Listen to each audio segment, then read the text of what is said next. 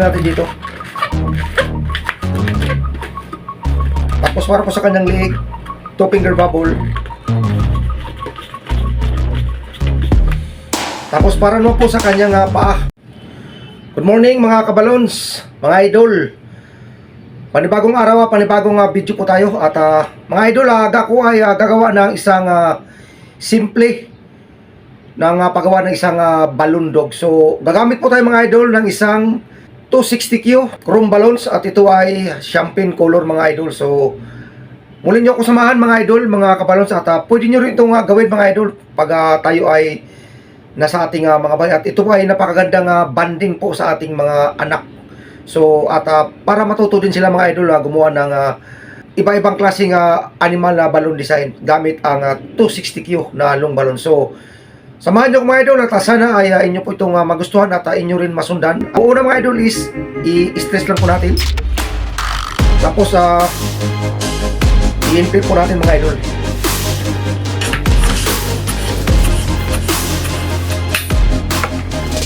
So ayan mga idol, mag-iwan tayo ng mga 10 daliri sa pinakadulo. Release lang ng kunting hangin. Tapos tali po natin.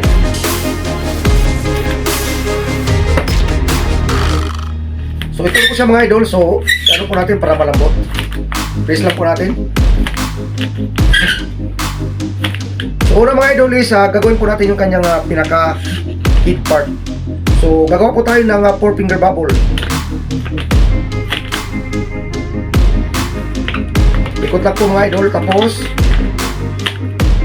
gagawa tayo ng 4-finger loop. So ilulup lang po natin ng 4 na daliri. Tapos ikot lang mga idol. Tapos i-ulit po natin. So ayan po. Press lang po natin para malambot siya. Tapos ito mga idol, i-insert na rin dito. Pasok lang po natin.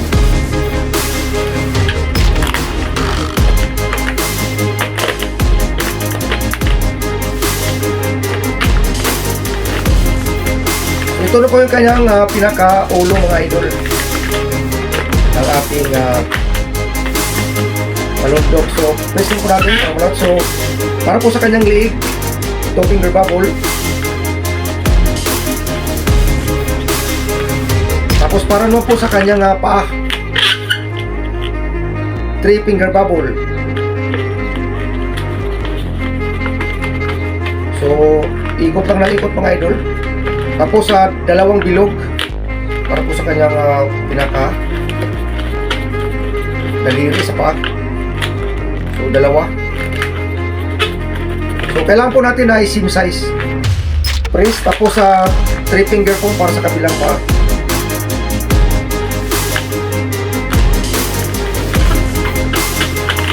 So yan po mga idol. Tapos ulit po natin dito.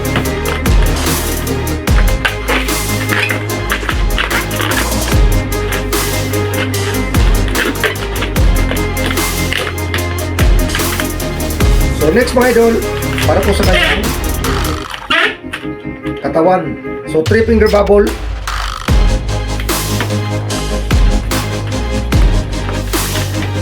Press. Tapos para po sa kanyang paa, 3-finger bubble.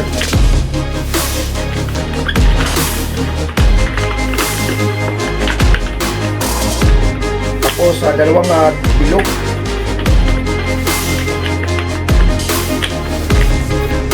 Ulit. Tapos para naman po sa kabila mga idol, i-match lang natin ang 3-finger bubble.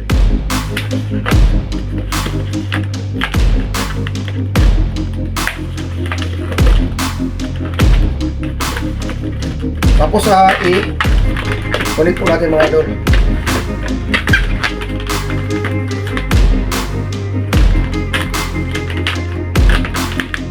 So ito mga idol, ito po yung kanyang magiging buntot. Dito mga idol, gagawa tayo ng isang bilog. Tapos ito mga idol, pwede na po natin itong ikat.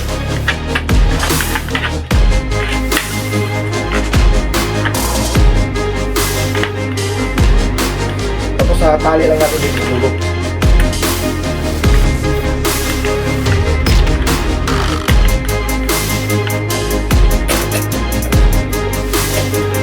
Tapos cut lang natin yung mga excess.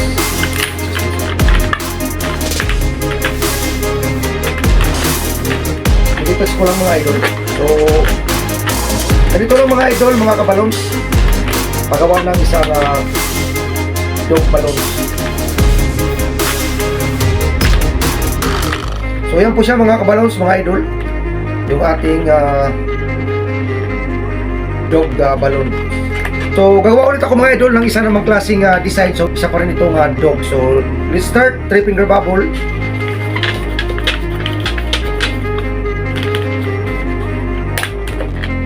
Tapos 3 finger bubble. So i-partner lang natin mga idol.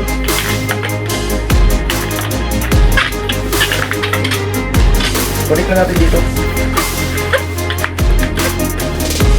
Tapos para ko sa kanyang leg, 2 finger bubble. Tapos sa kanyang paa, 3 finger bubble.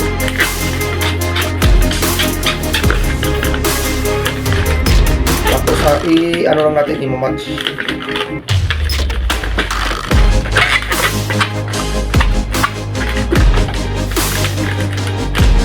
Yan po mga idol. So sunod mga idol is 3 finger bubble.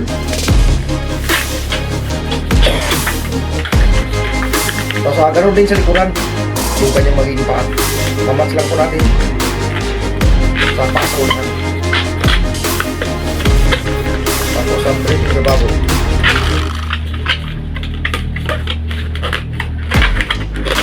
Likot lang.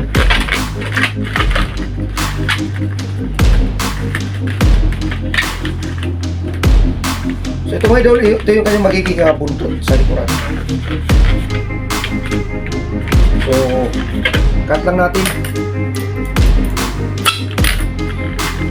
Tapos tali.